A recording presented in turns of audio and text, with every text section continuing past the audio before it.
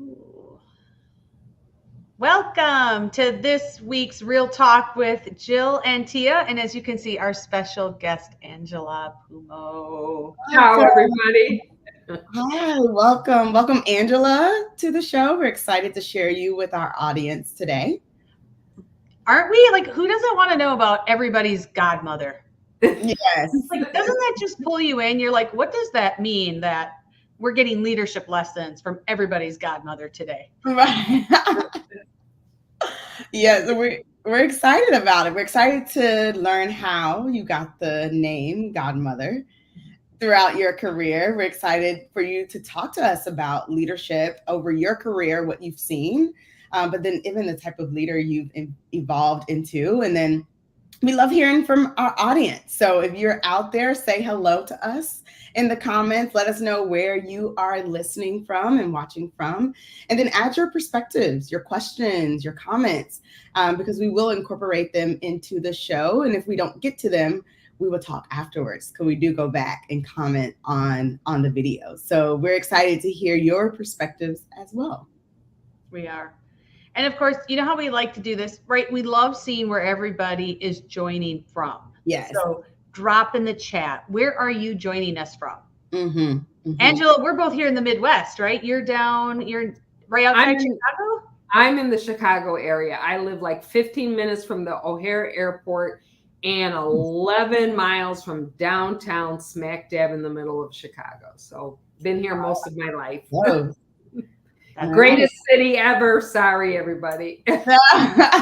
Hey, we love when people have pride for where they live and what they do. So That's yay. right. That's right. Absolutely. Well, we are happy to have you from Chicagoland here, and we're happy to have each of you. And if this is your first time joining us, I'm Tia. This is Jill, and we are co-founders of Catalyst. And at Catalyst, what we do is we provide leadership and food safety culture solutions.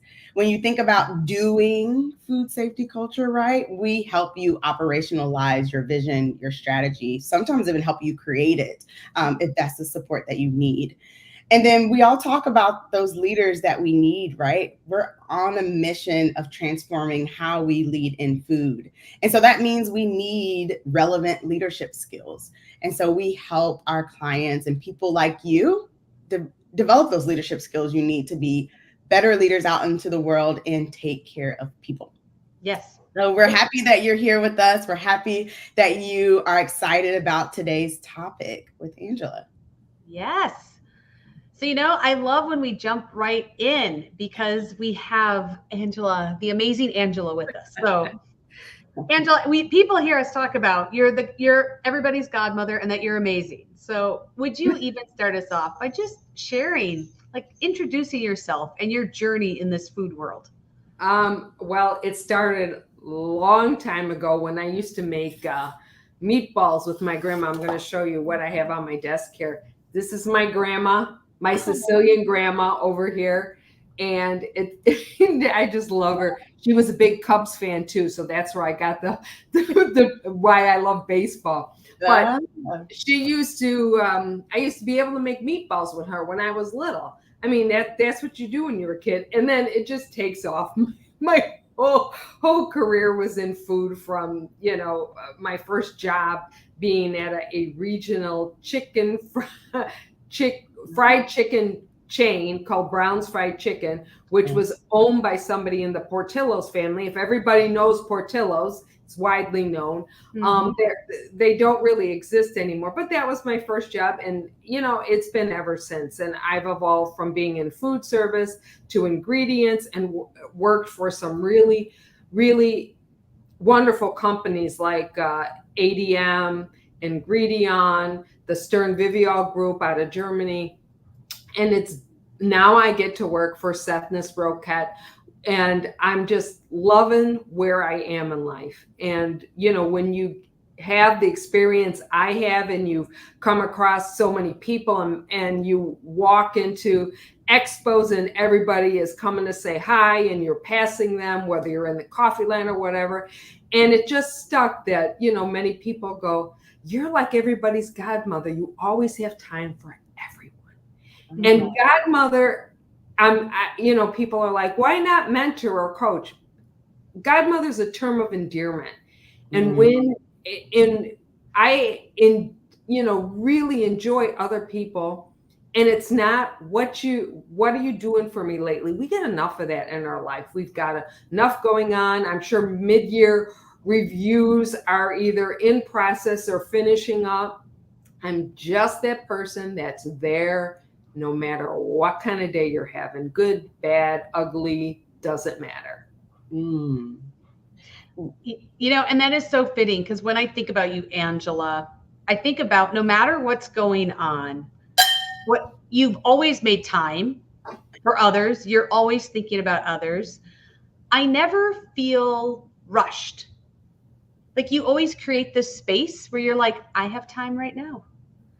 And I think one of the ways we show people like that they matter and that we value them, and even just a form of love, is when we give people attention. Yeah. And I see you doing that all the time. And I think that's amazing. And that's why I'm so glad that you're joining us today to talk about, like, where does that come from? How do you do that? It's, a good question. I think it comes really natural for me. And it also comes from, I'm the oldest. I have 2 brothers and a sister.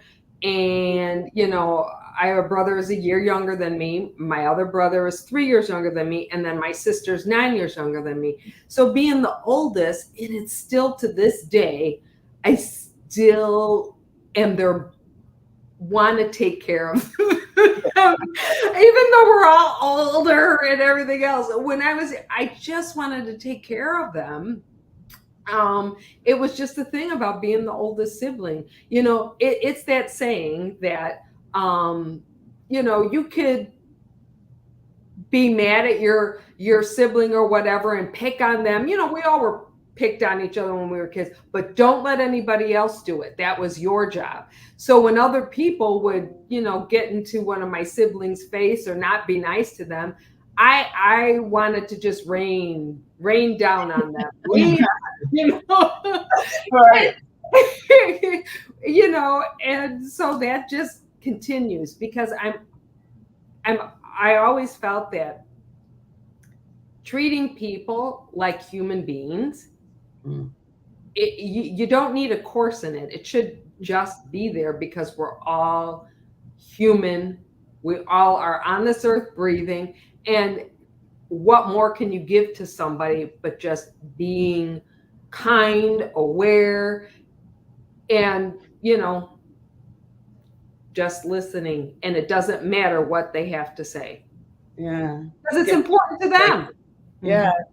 Yeah, giving them that space. So I'm curious, like, as you've connected with people throughout your career and into the leader that you are, how have you used some of those concepts of wanting to protect people, right? Wanting to be there for you, because each person is different, right? So how you are there for one person might be different than how you're there for another person might be different, right? How you're there for one of your brothers versus your sister, because their personalities are different.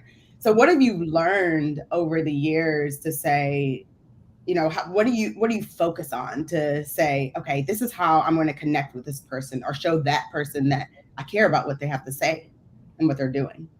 It real simple. You just tell them you don't have all the answers, but you're here for what you need. But feel free to tell me what you need, because whatever you need, I'm here. I will help. And you're not going to hurt my feelings if you say, you know what, I really just need to figure it out myself. Yeah. You give them that space to say, thank you, but no. Or, you know what, nobody's ever asked me what I need. People just assume. I mean, and that's the whole thing. I don't necessarily assume somebody needs something. That's where empathy comes in, and being humble by saying, I don't have all the answers, but if you give me a hint, or however you want to put it, I'll do my best to help in a way that's helpful for you, not a way I think I should give what I should give you, but what's right for you. But you don't know that unless you ask. Right. And sometimes people don't know what they need, and that's okay too. And you can let them know. You might not, know what you need right now. Like my brother that's a year younger than me. My sister-in-law passed away May 24th at 61, and it was sad because you don't know what to say. And when I call him, I go, this is a stupid question, Joe, but how are you? Because I don't know. And I tell him, I don't know what else to say, but I just want to know what's going on with you. Right. If you want to talk about it. And once you put it out there like that, you give them the safe space to be who they want to be. Mm-hmm. Yeah. It kind of reminds me of even some principles around like servant leadership, of understanding like where they're coming from and where they need you to play. In that act of listening, to say, I need to be able to hear that person say, I'm okay and I don't need help right now, or I'm okay, I don't know where to start, or I'm not okay, I do need support, I do need your support in this way, or I'm not sure how I need that support. So even that listening, right, of like being the person to help them out, but understanding where they need help, if they need help, is important. Right. And you got to set the stage for that. Yeah, I think that's one of those spots where when we think about leadership and even some of the, the distinctions between like mentorship has a really important role, but usually that's associated with giving advice, which is also an important way for us to learn from others' experiences. But holding space to ask people, like, what do you need in this moment? Yeah. Like, what do you think is next? Because often we have answers. We just haven't had space to think about what that is, to formulate that, and to move forward. So, Angela, I love that you talk about like creating this space for people and asking them what does support look like for you right now, if any? Yeah. Yeah. And in letting them know it's okay if they don't have the answer. Yeah. They don't have to have the answer. Yeah. Yeah. Well, I want to take a step back even from that, because there's times where we've had people in our leadership courses, and we're helping them gain the skills of creating that safe space and building those relationships, so that when something happens, right, or they need someone to open up, or they want to provide the space to open up, they have this foundation of leadership, of relationship. They have this foundation of trust, and people feel comfortable coming to them, or even answering the question of how can I help, and being completely open and honest. So I'm curious, Angela, how have you developed those relationships and that trust in your relationships so that people do feel comfortable opening up to you? Really simple. You put out that you're human. So I tend to talk fast, and my octave gets loud. And it's not that I'm mad, it's because I'm excited. So it's very simple to tell them, you know what, everybody, I'm working on watching the speed of how I speak. So if I start getting a little too quick, could you, let me know? That's, so you let them know what you personally are working on, that they can help you. So now you're both on the same level, working on certain things. And the one about getting loud, that's my favorite one, because people are like, is she mad? No. So it's like how I introduce myself. I might get a little loud, but it's not that I'm mad. It's because I'm excited to be with all of you and see where we can take this project or this meeting or whatever we're going to do. But if I am getting too loud, just let me know, because sometimes I'm aware, but sometimes I just get caught up and I forget. You just put out there how you're human. Yeah, that relatability. Right? Yeah, because everybody has something that they're working on and that they need help with. And if you show them trust, that you trust enough in the audience that you're telling that story to, that they're going to be helpful, that's going to come back. And that's what I mean when I say, when you what you put out in the world, you're going to get back. If you're putting out that you're trusting and you're giving them the opportunity to help you, they're going to do the same thing back. Yeah. It's not hard. It is amazing how powerful the law of like attraction is. Yeah, it's true. You know, and how things are mirrored back to you. And I think it kind of goes to a couple of things that we talked about, even as we were thinking about like what to talk about at the show today. But right, like we're human, like we're not perfect. Yeah. And so the more we can, you know, recognize that in others, but also share where we are. Yeah. Because it creates this relatability for each other to really see the human side of like, this is what I'm working on today or this week or this year or in general. Yeah. And go ahead. People, you know, we've all been asked those questions, you know, what are your weaknesses? And you know what? Some people, I gotta say, I hate that crap. I'm sorry. If people like it, it's nothing against them. But you know, everybody has weaknesses, and when you compare it to their strengths, they'll be working on something. Even though they improve, it will always be some sort. It'll lag behind what their strengths are. So this is how I get people to just look at me as human. Say spell check is my best friend because I cannot spell, and that just brings, it just gets people aligned. And my husband, I always ask him how to spell stuff. He goes, you got a master's degree, you got 2 degrees, and you're asking your husband how to spell.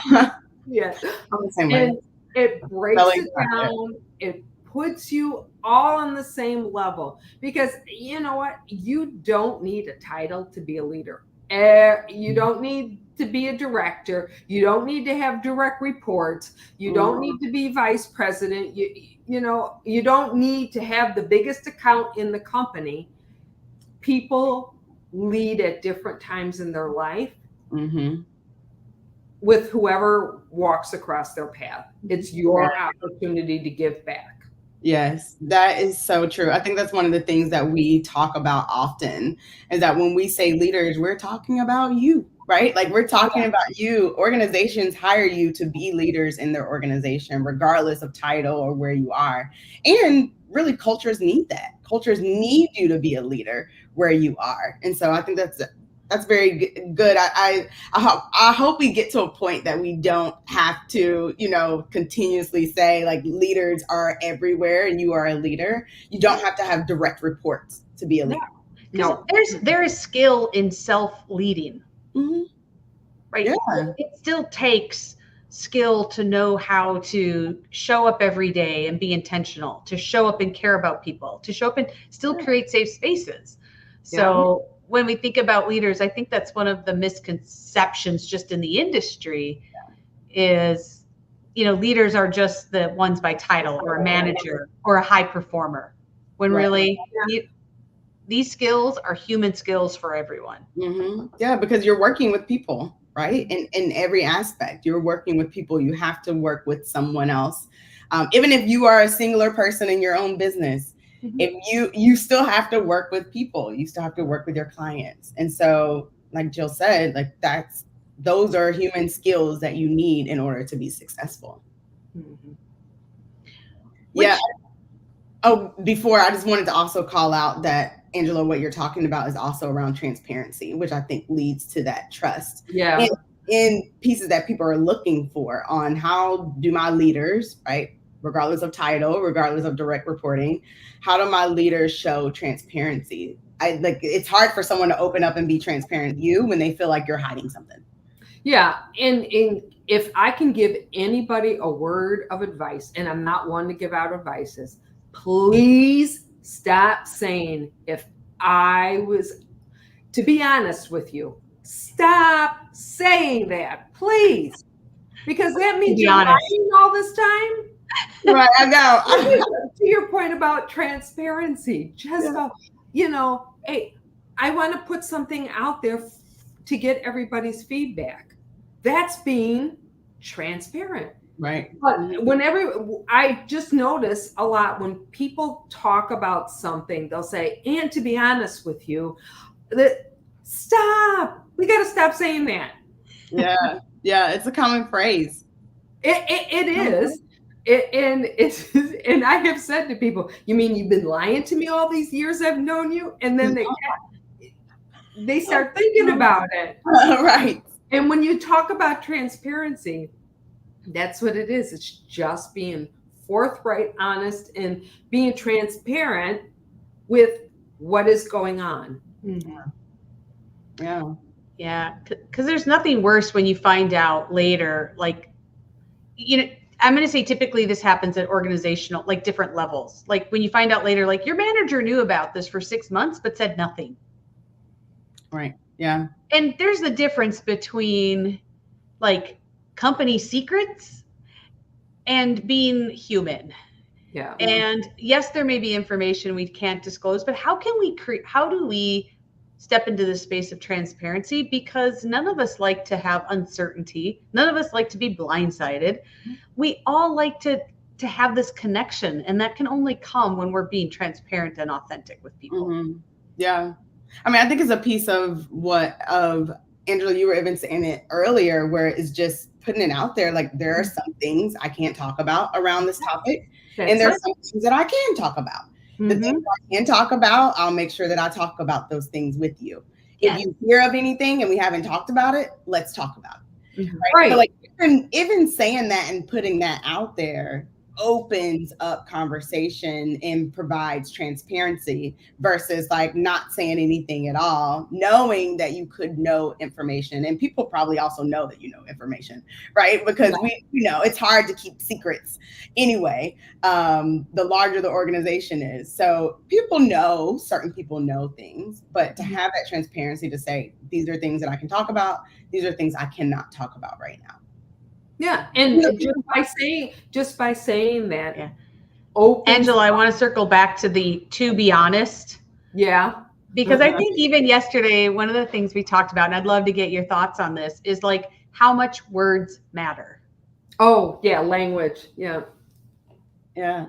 Language matters. It really does, because the words that come out of your mouth, it means a certain mindset is there. And, we talked about recognizing how many times you say I versus we. I've always been a component of our team, our accounts. Again, I might be responsible for certain accounts, being in sales. Sometimes people think, when I first started in sales over 30 years ago, it was very much an individual sport. You had your goal, you competed with your colleagues, no, that's my account. No, I knew this guy from over here. I should be calling on them, Yeah. It doesn't need to be that way. Right. So, and using language like us and we versus I, just in general, sets your mindset, sets that in motion. And not just your mindset, but also others around people. Right? Yeah. I've had people say, "Oh, you're food just that importance of mindset." I think because not only is it what comes out of our mouth, but it's actually even the thoughts that start before things come out of our mouth. And so when we are intentional about what that looks like, it really can shift how we show up and how we're available and open for others in the space with us. Yeah. Joe, I want to make sure that you can hear us and there's not a lag on your end. I have had a few little glitches coming up. So like now I hear you, but then all of a sudden I won't maybe hear Angela. So sorry, I'm not sure why. Maybe because it's humid. Maybe my underground internet isn't working well. Right. They're like, no, you all are getting ready for the snow already. Like, when are we going back into?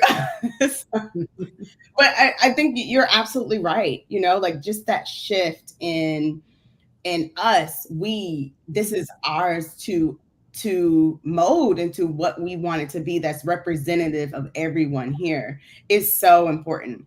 And even as you think about your programs, right? Like I've had people say, oh, your environmental monitoring program. Well, it's not mine, right? Like it's not my program. It's our program, right? And you're the one executing it. So you better have a piece of it, right? Yeah. And so just that mindset shift to say, no, you also own a piece of this. You're also a part of it. You have some stake in the game, right? It just it shifts how people think about things. Yeah. And aren't those little clues about culture? Yeah. Because when we think about culture and creating community and where we all belong and we all are owners of like what we're doing together. Yeah. Like that's almost a clue on how people are feeling about the culture or how the culture shaped. Yeah. Yeah, I think so. So, Angela, I'm curious, as you kind of talk about language, right, and how important language is, as someone that is trying to become a better leader and take care of their people, what are some things that they should have in mind as they're talking with others? Recognizing that everybody's experience is different and will approach things differently. And acknowledging that. I mean, you know, my experience is different from somebody else's experience, but we're here to give and learn together. Yes. I mean, when you take it's like a recipe. I mean, you know, you're making chocolate chip cookies, you have all these ingredients, you know, separately, you're like, why am I going to eat a cup of flour? But, you know, chocolate chips on their own is pretty terrific. But when you add them with the butter and the sugar, see what amazing things happen. It's the same thing with people. You know, we're all we're all an ingredient in a recipe. So determine what you want that end product to be. Yeah. Well, I like that. I like that analogy. That's a fantastic analogy because nobody wants a chocolate chip cookie without the chocolate chips. Right. Yeah. Right. Or the the salt. Right. or the butter. I mean, Exactly. it all plays That's a a really great part. one. It all plays a part. Think about if you left the salt out of a chocolate chip cookie, how's it going to taste? Will it might be edible, but is it calorie worthy? I say no. Right. Yeah. Well, I like that. Yes, I like that. There's many foods that, right? It's sure you can eat it, but is it calorie worthy? That's what I think. Is it calorie worthy? No, I'm gonna save it for. Yeah, I'm gonna save the calories for something worthy. Yes.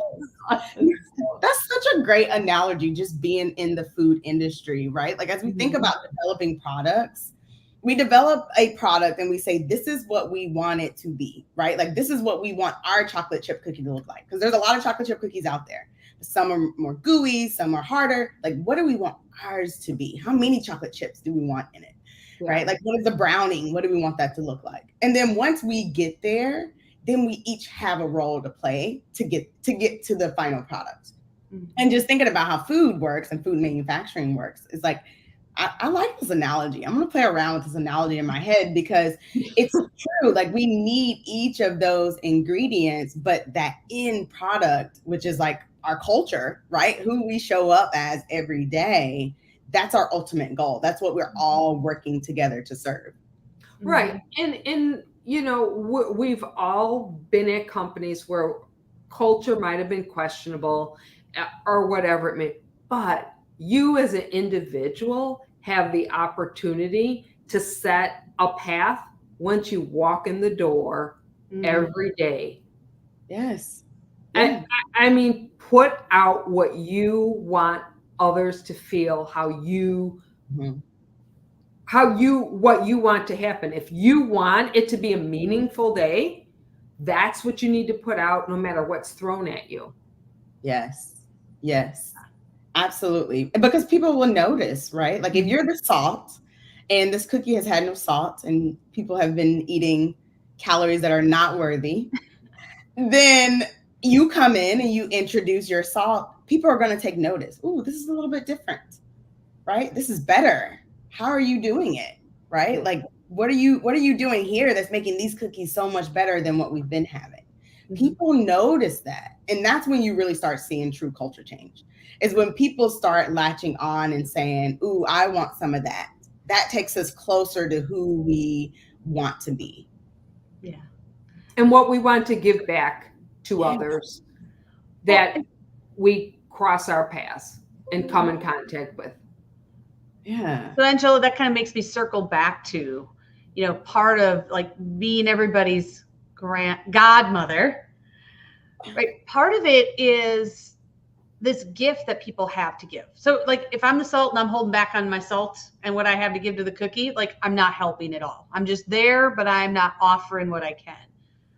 So how does that even fit with like, I mean, like you're so open for people. How can others invite people to truly step forth with their gifts and like give those? Well, they've got to feel comfortable. Yeah. And you got to stop thinking about what other people think if you say or do this. As long as it's not hurting somebody and you're making ethical choices, so what if you wear orange pants and a green shirt? Who cares? I mean, and granted, I'm older than most people probably are on this call. And as you get older, it is true, you have less of a filter. But stop worrying about what other people might say. Because that's a story you're developing in your own mind and is really probably not there. Right. Yeah. Yeah. So think about that. What do you have going on in your mind that you're facilitating yourself that's really not there?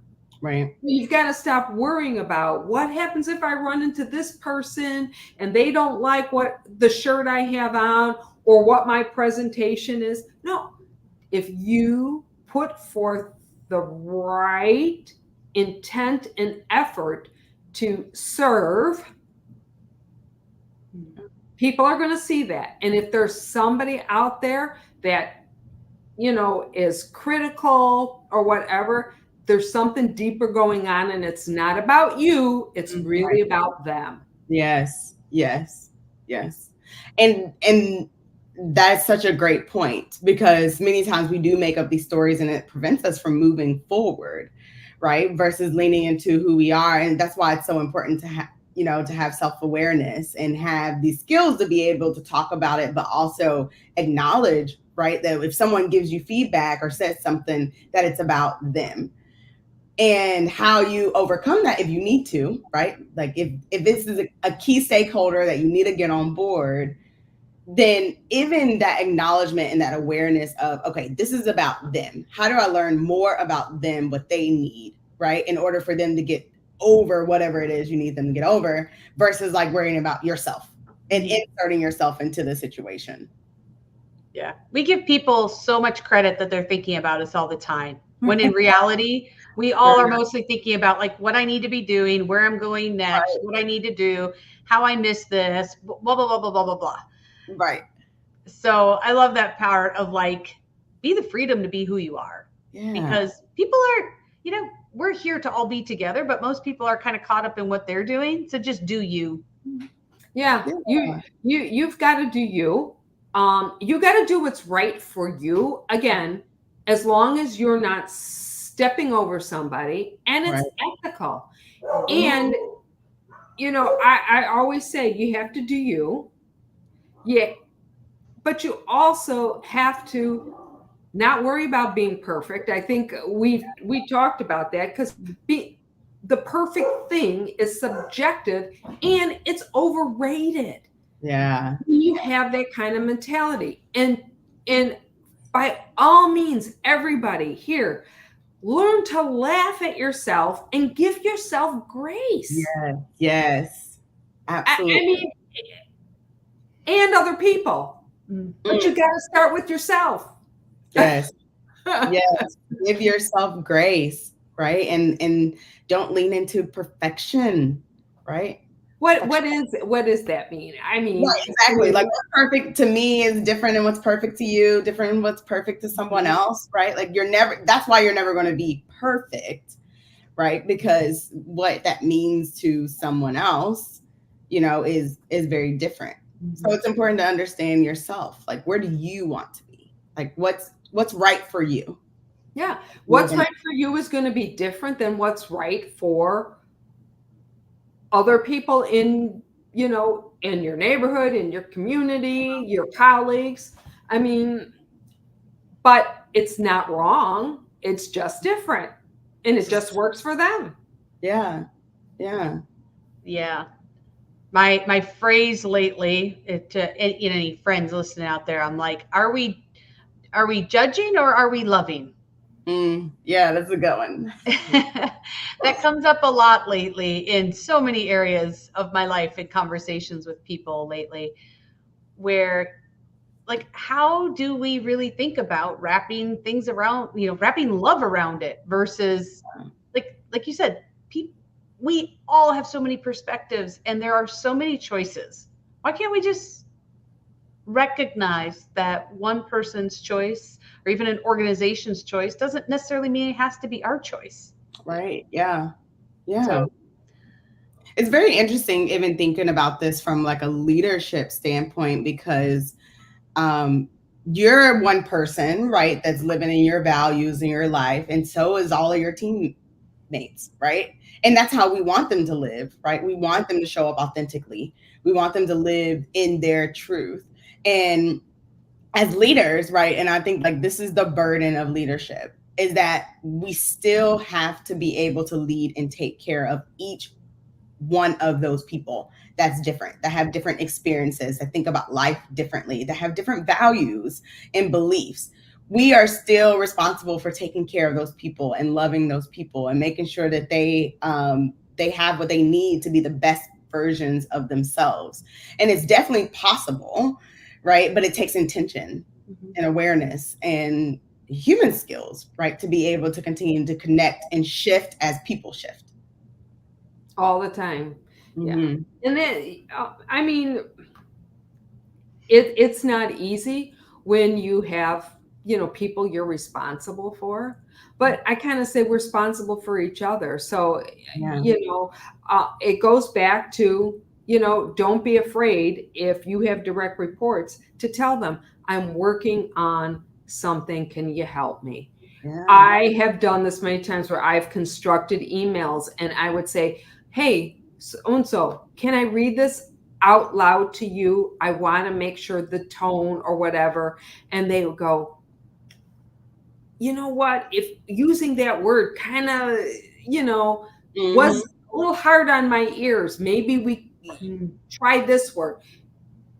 So you're having a conversation and you're asking them for help. Again, opens up the door for trust, which, leads to deeper relationships where people will open up. Yeah. And come to you or help you and help each other. Yeah. I mean, it's, again, you've got to put yourself as not all knowing, but be that person that no matter what kind of day you're having, you have support. You have somebody that will give you a few minutes just for you. And that's it. Yes. Yes. it kind of reminds me of what we started with at the beginning, where it's keep like holding space for people to know what they need. Yeah. Mm-hmm. And sometimes we can be comfortable articulating, I need this support. And other times we don't have that maybe awareness of what we need or even that comfort level to ask. But I love how you talk about even it's not being forward, it's just asking, like, here's what I need. Can you help me? Yeah. Yeah. Especially when it comes to, things that everybody's working on together. Simple thing. We all write emails every day. if there's somebody that you're trying to draw out, ask them for their help. Can you put a set of eyes on this email for me? It's not coming across the way I was hoping. Maybe, you see something I don't. Real simple. Giving them that opportunity, Yeah. Um, Yeah. So I am curious. So of the leadership lessons, and we've covered quite a bit. Sometimes we fail, right, as leaders. And I'm curious, do you have a situation or some specific lessons around if you make an oopsie or a mistake around leadership and now maybe your team's upset about you or you didn't quite show up in the way that you wanted to show up as a leader? What are the next steps? Kind of like just acknowledging, today is not going to be, today I might be operating at 50 or 60%. I'm just letting everybody know, I didn't sleep or whatever the case may be, whatever's bringing you down, you might have woken up in a funk, whatever. It's not just say, you know what? I'm only operating I'm not operating 100%. Yeah. So I'm letting you know that now. So if you need something, I will do my best. But if, if there's something we need to work on together, that I would be very grateful if you can pick up the 50% I don't have right now. And it's just acknowledging that, you are human. You had a bad day. You didn't sleep. You don't feel well. You've got COVID. It's allergy season. How many of us wake up where you feel you had 8 hours of sleep, but you're still drowsy and your eyes are running and your ears and throat are itchy? I mean, we're human. Am I perfect? I mean, we're all married. We've all got families. We all, there's times where I walk in and I say to my husband, "Where's my dinner?" Because you're retired. And, and then I didn't realize that out gardening, he twisted his back and he's been having back spasms and he gives me the devil eye. That's a oops. It's because I was too concerned about what I wanted versus, hey, how was your day type of thing. Yeah. Yes.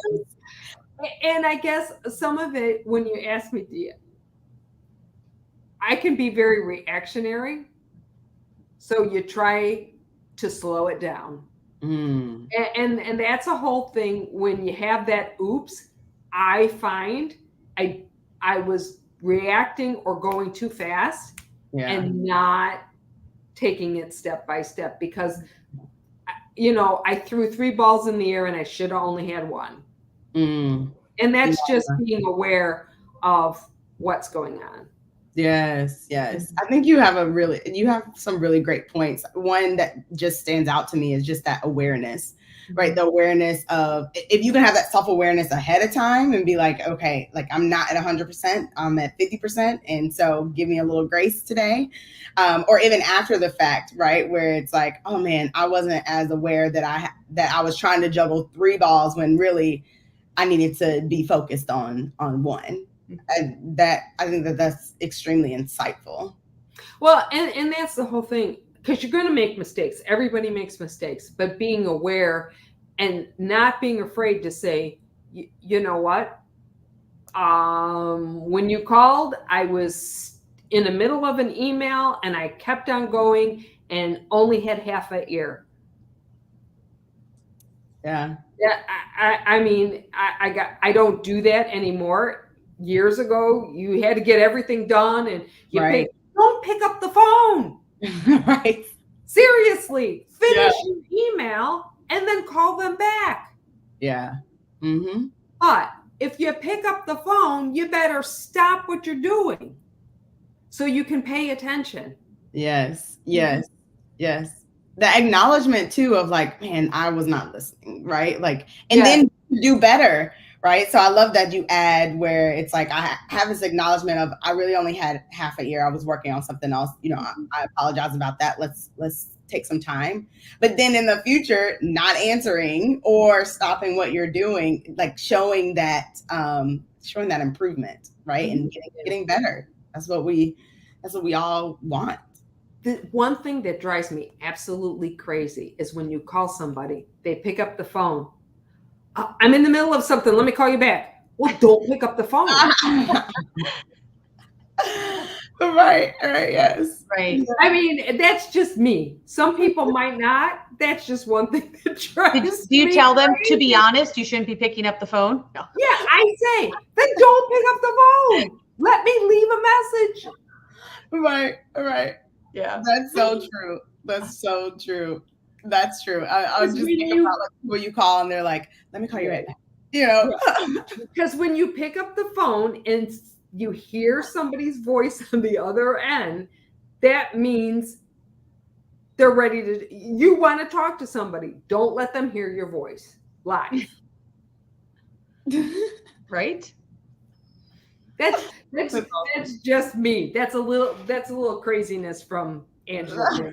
Well, but these are all the parts of how we share who we are and creating space for people. Mhm. Right? Like, here are things that like help me be my best, and here are things that like irritate me or annoy me. And when we share these with people, that's kind of a good, like, it's good. Some people may be offended, but others will be like, oh my gosh, right? Like, we're like, we hate that too. Or like, that's annoying. And other people may be like, that doesn't matter. But now we know with Angela, like, don't do that. Right. We know there's a stop there. Right. Exactly. It makes you human, right? Like, it just makes you human. And that's what we're talking about. It's just showing a human side, because we're not going to have all the answers. We're not going to be on what our best every day. We're going to have days where we slip, and we may be short with somebody, or we forget to call somebody back after we told them we were going to do something. But acknowledge that. I'm one to get back to other people. And if I don't have the answer, I tell them, you know what? I want to get back to you, but I don't want to give you half of an answer. So give me a couple of days and I'll make sure I circle back. Yeah. That's all they want is acknowledgement, but don't ignore.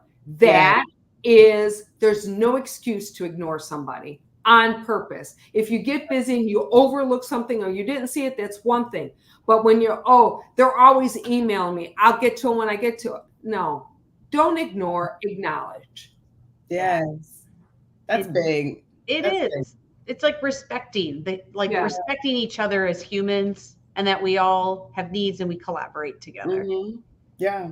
And it's also okay, like, even in situations where I know that I'm busy, I tell people, send me an email. If I don't answer, ping me.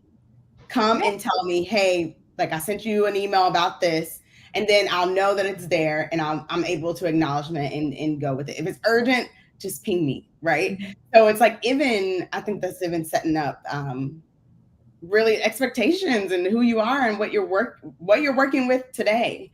Because we've all been busy, right? We've all been overworked, honestly. And when you're in that situation, that transparency, right? And being able to say, hey, like, I have a lot on my plate. Let me know if you send me something, because I might miss it. I'm not ignoring it. I actually have missed it. But don't be afraid to ping me. Right. Who set this rule that an email means we have to respond ASAP? Right. It feels that way at times. So just getting aligned on like what it means for us. Yes. Because email is not, this is just even a takeaway, right? Like, email is not urgent communication. And you don't know when someone's going to see your email. So if it is urgent, pick up the phone. Send a text message. I tell people, or whatever it means for you, right? Yeah. If you need an answer right away, just text me. I love text. Mm-hmm. I do. And I even ask people, I said, how do you prefer your communication? And I mean, once you ask them that, let me know how you prefer your communication, and stick to it. I mean, now I have a whole new customer base working for Seth Nis Roquette, and these are people I don't know. So I ask them, you have your cell phone in your signature line. Is that there for me to use? Yes. Or would you prefer an email? I mean, just little things to show them you're aware that they have things to do, but their business is important and you're there to support. Yes. Ask them specifically, little thing like, how do you prefer to get communication? Would you rather me send an email? Would you prefer a text or a phone call? Yeah. Ask. Yes. Yes. You get people are no, I'm going to tell you right now, if you don't do that, start doing that, because they will remember you. If you're trying to make a positive impact with somebody, ask that question if you haven't, because nobody else out there is asking them. They just assume they want an email, and then they're bombarded. Then you bombard people with emails and you don't get answers. Why don't you just ask? Right. Yeah. And they'll remember that you were aware and thoughtful of what their need is. And that puts you over the top of everybody else that's just bombarding. Yes. Because everybody's on information overload. We all are. True. I love this whole concept. Like, I mean, I think it even goes back to us in the beginning, talking throughout, is just to ask, right? Asking people, what do they prefer? How are they, right? Where do you need help? If you need help, right? Like asking people so that you will understand what it is that they need and how to move forward. Right. And make sure you tell people it's okay. And I say to people, it's okay if you say to me, there's no reason for you to get a hold of me unless I need something. I know how to get a hold of you. Let them know it's okay. Yes. Because now you're creating that circle of safety to have open communication. Yes. Because people don't want to hurt other people's feelings. True. Right? So you've got to give them permission to say, I'm good. Your product line works like clockwork. If something happens, I will make sure I let you know. Yeah, it's so true. And I think it's also too, like, you, as, again, going back to the leader, making that initiative to say, you can say these things to me. Yeah. Right. Opens up that transparency, that relatability, that safe space, right? For people to say, hey, I need a break, or I need to do something different over the next 2 weeks, or I'm at 50%, right? Our people can show up and be at 50%. And that's okay for you to communicate that. You have, as a leader, you have to take those initiatives to let people know that. Yes.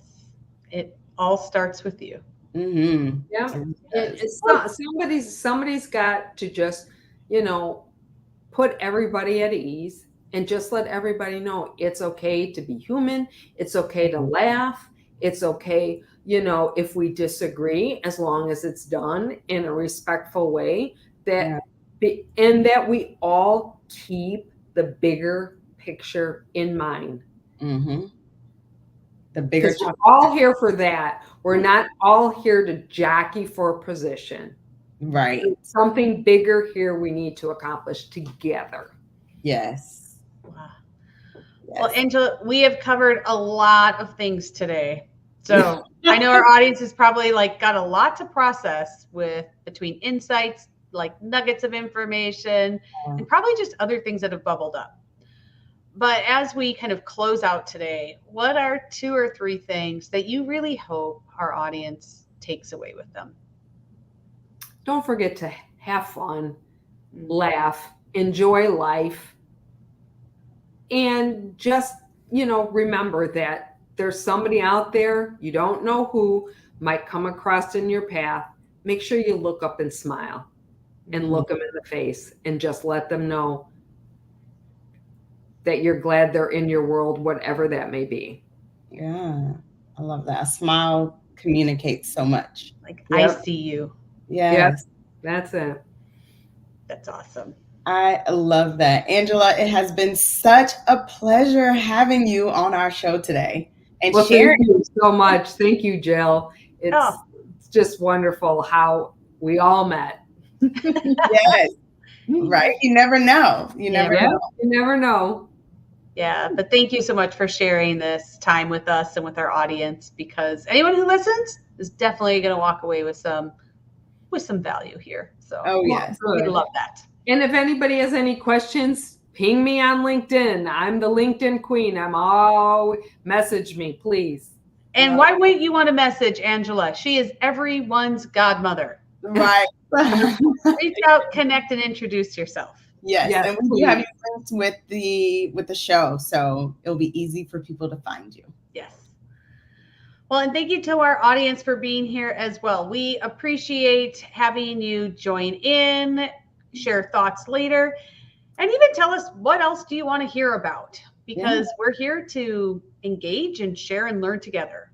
So, and many of the leadership skills that we talked about today, we cover actually in our Technical Leader Bootcamp. So we have a new cohort starting in September. So we're super excited about it. So if you are curious, please reach out to us. We're happy to share information or sign up online. Yeah, we invite you to be with us and like step into your power, step into like self-leading and leading others in a new way. Yes. That's what we're here. Everybody wants something that's different, and we've got what that takes to be there with you. Absolutely. So hope to see you there and hope to see you next week. Yes, we'll be back here, same time, same place.